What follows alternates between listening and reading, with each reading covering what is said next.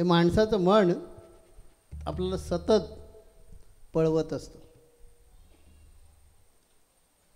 आणि जसं जसं मन आपलं पळत असतं तशी तशी माणसाची अवस्था होत जाते. हे मन आपल्याला आपल्या राज्यात घेऊन जातं, मनोराज्य रंगवायला लागतं आणि त्याच्यावरूनच 3 काळ तयार झालेले आहेत. भूतकाळ, भविष्यकाळ आणि वर्तमान काळ. भूतकाळ म्हणजे होऊन गेलंय आणि त्या आठवणीमध्ये रमणं. 2 चादर विकणारे व्यापारी, त्यांचा धंदाच असा, विक्रीसाठी चादरी खांद्यावर टाकायच्या आणि या गावातून त्या गावात फिरत राहायचं. असेच 2 जण ते व्यापारी खांद्यावर चादरी टाकून, चादरीचा मोठा गट्टा टाकून चादरी विकायचे, पुढे जात राहायचे. दुपारची वेळ होती, 12-12:30ची वेळ झाली होती. अंगातून घामाच्या धारा सुरू झाल्या होत्या. एक आमराई बघितली आणि दोघांना वाटलं थोडा वेळ बसावं. दोघेही चादरीचा गट्टा बाजूला ठेवला आणि एका दगडावर बसले. त्या दोघांमध्ये एक जो मित्र होता त्यांचा, किंवा एक व्यापारी जो होता, त्याला नेहमी सवय भूतकाळात रमायची. आपल्यामध्ये पण काही जणांना भूतकाळात रमायची फार इच्छा असते. त्याचे आजोबा होते ते सावकार होते. मग ते सगळं वैभव त्याने लहानपणी पाहिलेलं होतं. त्याच्यासारखा तो गप्पा मारायचा.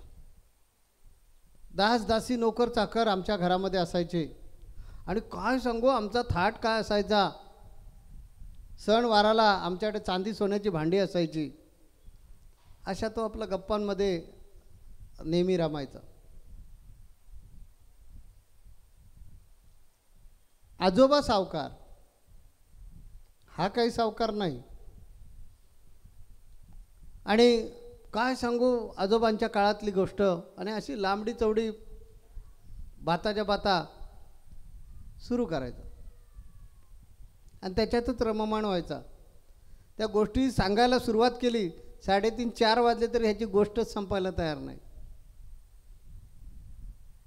मग शेवटी मित्रानं सांगितलं, बाबा आता बाद झालं, आजोबा सावकार होते, आपण नव्हे, आता उद्योगधंद्याचं काहीतरी पाहिलं पाहिजे, तर चला.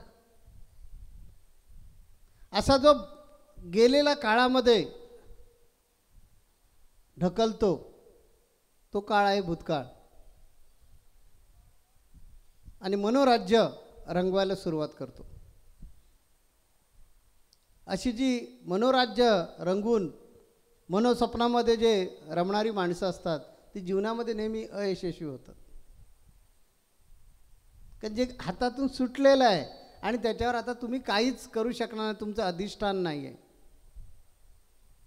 अशा गोष्टीचा विचार करून आणि त्याच्यामध्ये वेळ घालवून, विचार करू नये असं नाही, पण फार मोठा वेळ त्याच्यावर घालवून की माझे आजोबा असे होते, माझे बाबा असे होते, तू काय करतोयस?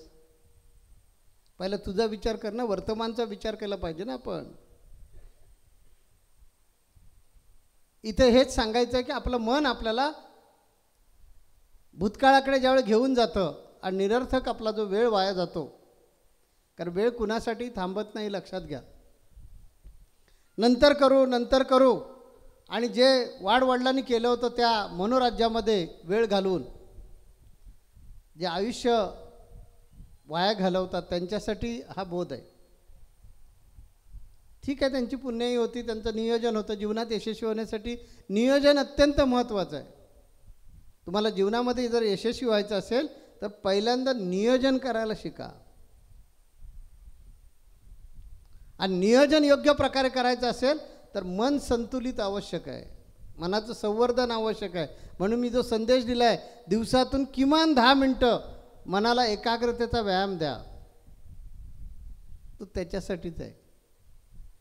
वैज्ञानिकदृष्ट्या तर त्याचा विचार केला तर मनाला एकाग्र करून संयम, समयसूचकता, प्रगल्भता, साधक बाधक विचार करण्याची क्षमता, नेतृत्व करण्याचा गुण, दूरदृष्टी, अशा प्रकारचे अनेक पैलू हे मन आपल्याला देत असतं. भूतकाळामध्ये रमू नका. माझे आजोबा असे होते, त्यावेळी आमची अशी परिस्थिती होती. त्यांचं नियोजन होतं, त्यांच्याकडे ती दृष्टी होती. प्रापंचिक जीवनामध्ये किंवा परमार्थिक जीवनामध्ये जर आपल्याला विकसित व्हायचं असेल, आपला विकास करायचा असेल, तर आपल्याला धडपड करायला पाहिजे.